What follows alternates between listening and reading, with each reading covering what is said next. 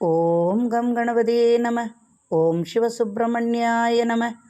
ஆன்மீக அன்பர்கள் அனைவருக்கும் தமிழ் புத்தாண்டு நல்வாழ்த்துக்கள்.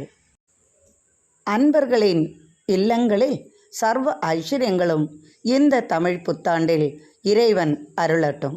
மேஷராசி அன்பர்களே, உங்களது ராசிக்கு விரயஸ்தானத்தில் சனியுடன் 4 கிரக சேர்க்கைகள், அதாவது 5 கிரக சேர்க்கைகள் இருப்பதால் உங்களுக்கு பயம் அதிகமாகவே இருந்திருக்கும். 3 வருடமாக நாம் பட்ட துயரங்களுக்கு விடுவு காலம் வருமா வராதா என்ற மனபயம், மனப்பதட்டங்கள் உங்களுக்கு இருக்கும். மேஷராசி என்றாலே செவ்வாயின் ஆதிக்கம் பெற்ற ராசி. செவ்வாய் பூமிகாரகன், தைரியம், வீரியம் போன்றவற்றுக்கு செவ்வாயே காரகன் ஆவாம். உங்களது ராசிக்கு விரயஸ்தானத்தில் 5 கிரக சேர்க்கை, அதில் சனியும் இருப்பதால் தேவையில்லாத மனபயம் உங்களுக்கு இருக்கும். 7.5 சனி என்றாலே பயப்படுவார்கள். மேஷராசிக்கு இந்த ஆண்டு மிகவும் சிறப்பான பலனை தரக்கூடிய ஆண்டாக மாறும். எதை தொட்டாலும் வெற்றியாகக்கூடிய நாளாகவே இருக்கும். 2ஆம் இடத்தில் குரு. மே மாதம் வரும்போது 3ஆம் இடத்திற்கு குரு மாறிவிடுவதால் மேலும் சிறப்பான பலன்கள் உங்களுக்கு கிடைக்கும்.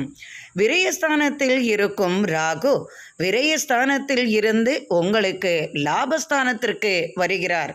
ஒரு வீட்டில் ராகுவும் சனியும் இணைந்து இருந்தாலே பலவிதமான பிரச்சனைகள் நமக்கு உண்டாகும். உடல் உபாதைகள், கால் பிரச்சனைகள், தேவையில்லாத பிரச்சனைகள், உங்களுக்கு மனப்பதட்டம், உடல் ரீதியாக எப்போதுமே கால் சம்பந்தமான பிரச்சனை உங்களுக்கு இருந்து கொண்டே இருக்கும். மேலதிகாரிகளால் பிரச்சனை, தொழிலில் பிரச்சனை, உங்களுக்கு மேல் உள்ளவர்களால் நீங்கள் படாத பாடுபட்டிருப்பீர்கள். ஆனால் விரயஸ்தானத்தில் இருந்து ராகுவும் பெயர்ச்சியாக போகிறார். 2ஆம் இடத்தில் இருக்கும் குருவும் 3ஆம் இடத்திற்கு போவதால் பலவிதமான நன்மைகள் உங்களுக்கு வந்து சேரும். அதிகாரம் உண்டாகும்.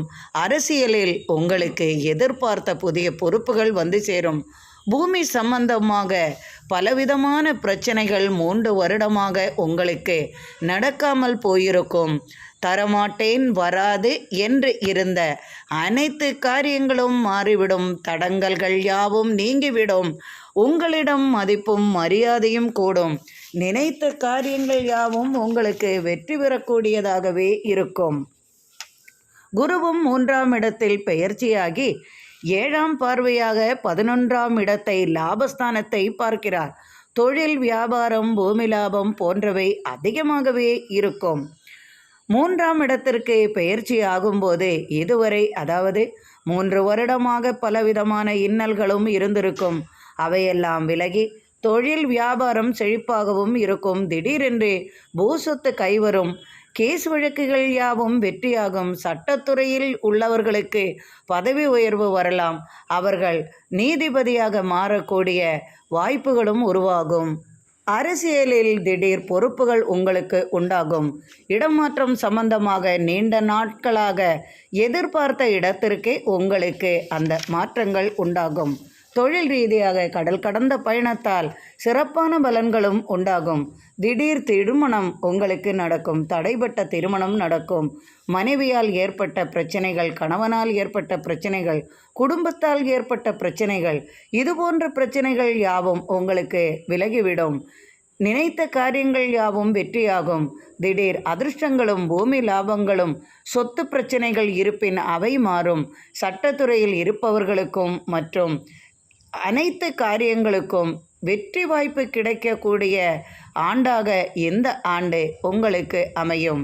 சந்திரன் சுற்றி சுற்றி வருவதால் அதற்கு தகுந்தாற்போல் உங்களுக்கு சில நற்பலன்களும் கிடைக்கும். சில மன தடுமாற்றங்களும் இருக்குமே ஒழிய மற்றபடி உங்களுக்கு இந்த ஆண்டு மிகவும் சிறப்பு வாய்ந்தவையாகவும், மனதிற்கு இதுவரை பட்ட துயரத்திற்கும் நிம்மதி அளிக்கும் விதமாகவும், அனைத்து காரியங்களும் வெற்றியாகவும், தொழிலில் வியாபாரத்தில் இருந்து வந்த பிரச்சனைகள் நீங்கி மனம் மகிழ்ச்சி அடையவும், குடும்பத்தில் உங்களுக்கு மதிப்பும் மரியாதையும் கிடைக்கவும் சிறப்பு வாய்ந்த ஆண்டாக இந்த மேஷராசி அன்பர்களுக்கு அனைத்தும் சாதகமான பலனை அளிக்கும்.